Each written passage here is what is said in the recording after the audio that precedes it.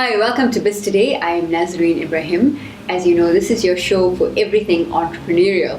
We bring you the most successful entrepreneurs into studio, whether it's the corner shop in your local community or an entrepreneur who's making it local and global. We get them into studio to inspire you. And then we get the experts into studio to talk to us about topics that are affecting your business, trends that could have an impact on you both negatively and positively, and what you could do to help your business grow.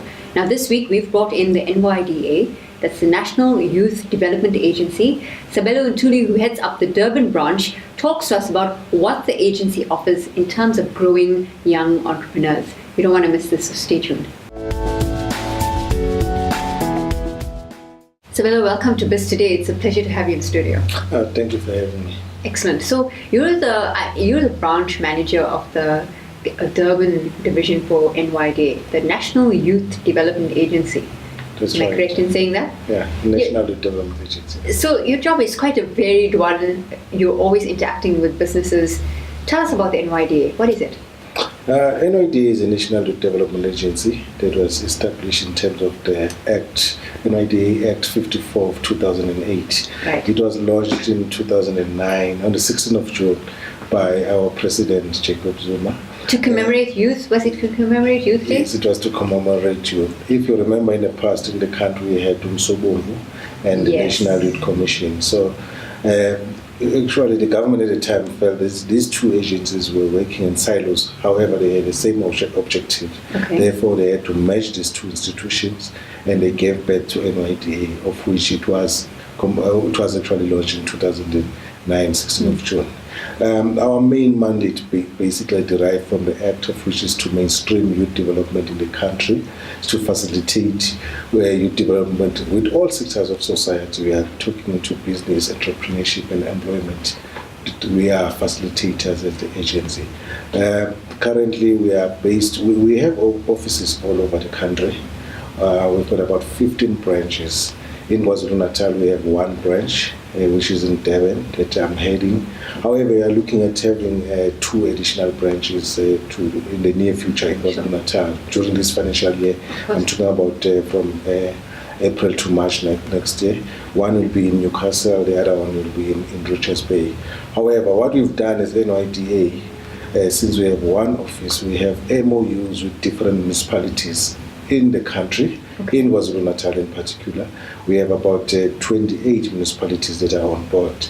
And the role of NYDA in those particular MOUs, actually we liaise with the municipality to say, let them be our mouthpiece, let them be a facilitator and a conduit with young people in those particular municipalities. For example, you cannot expect a young person to travel all the way, maybe from Umkanyawute, which is right to Durban. Right to Durban, just for a pamphlet, right, just for information. Exactly. We therefore say to young people in that particular municipality, they need to work closely with them. They need to go to their municipalities.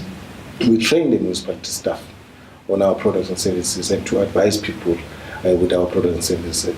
And those municipality staff, what they will do, they will then facilitate and group young people for us. Let's say, for example, they need a particular product or program from NYDA, then they will liaise with NYDA. Okay. Then we will send a staff member to go and service those young people right in their doorstep. Our target market, like I keep on referring to young people, it's 18 to 35. We deal with young people between the ages of 18 to 35. All our programs are between the ages of 18 to 35. We've got a national board that has been recently appointed by the president of the country, of which is led by Mr. Ntuli, is our chairperson, deputized by Ms.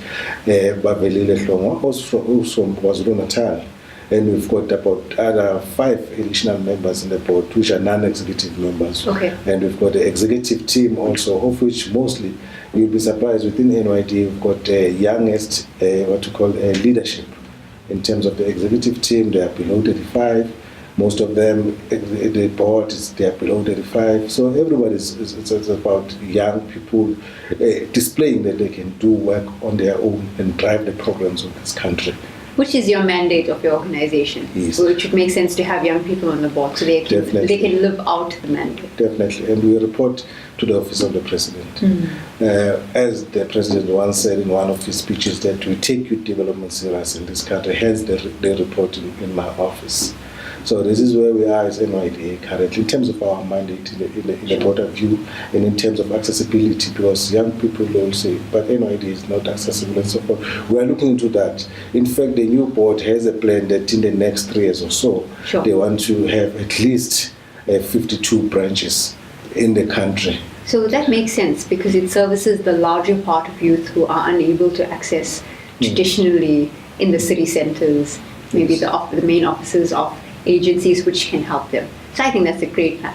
You've talked about the mandate of NYDA being youth development. Yes. Let's break that down and define it in terms of services. What do you offer in terms of facilitating youth development?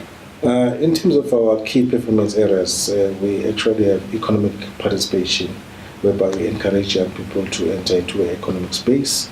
We assist them with grant funding. Grant funding. Grant funding. So for the benefit of our viewers, what is grant funding?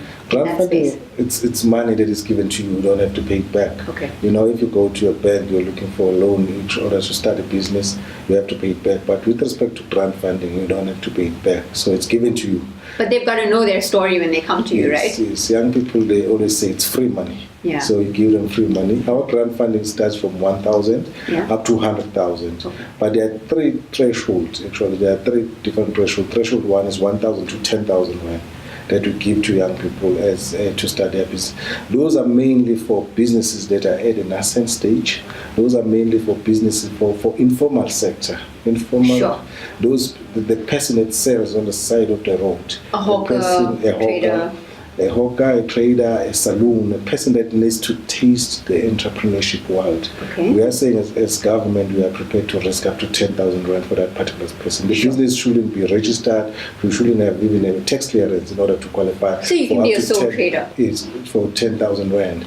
But more than 10,000 rand up to 100,000 rand, you must comply with other legislations of the country, of which it's a tax clearance, CIPC registration, and so forth. Sure. And you can use, we actually don't give you cash. You go and seek actually what we call quotations from the suppliers. We pay suppliers, then you go and collect from suppliers whatever equipment that you require for the business. You might be in a catering business, we'll buy those catering equipment. You might be in a saloon, you buy that. And we have quite a number of people that are coming for lawnmower, brush cutters and so forth. Sure. Within the 10,000 rand grant, and caterers within the 10,000 rand grant. Those that are just assisting them to put a bread on the table. So just for the clarity of our viewers, the grant funding you're giving is not actual cash in the bank. You assist people with operational tools to enable their business. Yes. It's not cash in the bank, in your bank account. That's what people would, that's a perception people I think would have, and there's a risk involved with that where you may not know how to channel that properly back into the business. Yes. But you're assisting businesses with the necessary tools to build. Yes. But there are instances whereby you find a young person will request working capital. For example, of course. We kept it at some And do you provide working capital? We do provide working capital. For example, if you apply for 10,000 rand, we may give you up to 70% of that working capital. But that working capital, we're going to, that you must submit proof. Where did you use that particular working capital? Right. You'll find that maybe a person will say, I want to buy from another informal trader. Maybe a person is selling some clothing items. He wants to buy it from another informal trader, and that particular person doesn't have a registered business and so forth. So they can support each other, then we can give them that working capital. And but for 50,000 rand, which is threshold number 2, our working capital, we kept it at 5,000 rand. So there's the only money that can go to a young person. If you apply for 50, we can only give you 5,000 rand. 45,000 must go for equipment. You can go for rental. This 5,000 rand, you can use it maybe to pay salaries if it's working capital. Maybe you can use it to buy from other informal traders, whereby they don't have maybe some requirements that you require. as the agency to say, because the person that you buy from, they must have also bank accounts. And you find some of them, for example, farmers, they'll say, I don't have a bank account, I mean a business bank account, I've got a private bank account. So we don't put the money in a private bank account of a farmer, we rather put it in a private bank account of a young person to go and purchase from the farmer and get a receipt to us so that we can file it and see. And in fact, after we have disbursed, it is our responsibility as the NYDA to go and verify whether the equipment has been reached that particular destination. For example, there was no money exchanging between yourself and the supplier, because we need to make sure that you receive the equipment so that equipment can be able to change your life. Threshold number 2 is 10,000 rand, up to 50 is for businesses that are existing, it's for businesses that want to grow, it's also for startup, whereby a person says, I want to buy. They have a fair idea of what they're doing. They are doing, and they are registered. They've got tax clearance, and they must create at least one additional job, which means there must at least be 2 jobs that are created with a 50,000 rand bracket. Sure. You find a caterer saying, I need a catering equipment that worth about 50,000 rand. You find a photographer looking for a camera. You find a sound equipment person. We also assist professionals. You'll find a dental person saying, I need a dental chair, which is about 50,000 rand. I need a rent. Yes. Pharmacists, they need some stock for their pharmacy. They need some equipment that links them with medical aids. We've seen such businesses. That's why I'm referring to them. We've got lawyers that they've came to us. I'm looking for, they want to start their law firm. They need for office furniture. As long as it can fit between 1,000 to 50 or 50 to 100,000. Sure. We have engineers that they came to us to say we are looking for equipment that we can. There's one who was doing water testing. They want cameras that will go underground, which is about 100,000 rand. We buy such equipment so that the young person, whenever they receive work from the municipality, from government departments, they don't have to go and hire tools. They rather use their own tools so that they can maximize profit in order to 100%. Actually change their lives. What I like also is the fact that you mentioned the accountability of the grant that's provided to your beneficiary, for the recipient, and the fact that you follow up on that as an agency. Definitely. To verify that it's actually spent in the way that it's meant to be spent. So I like that level of accountability also that the entrepreneur has to the program. Yes. In fact, in terms of our requirements, you must have at least attended our entrepreneurship development program, which means when you enter the system, we firstly take that's a mandatory thing you got to do. It's through our business management trainings, which is provided internally. But if you have your own qualification, we take that into consideration. Sure. We won't say to you, you need to attend our 5-day training, whereas we have a BCom degree, whereas we have a business management qualification and so forth. Even if you've done with other institutions, we'll take that into consideration.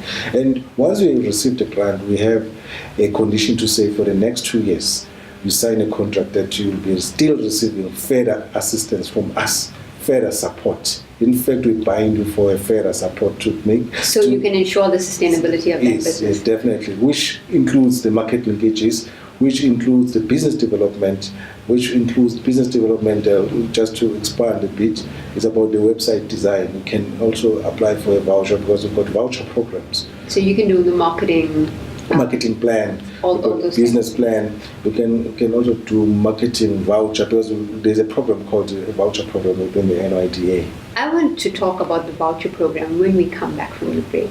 So Sabelo has been talking to us about, he's the branch manager for the Durban office, which is the only office currently with the NYDA. There are plans to get an office in Richards Bay and Newcastle, from what we hear.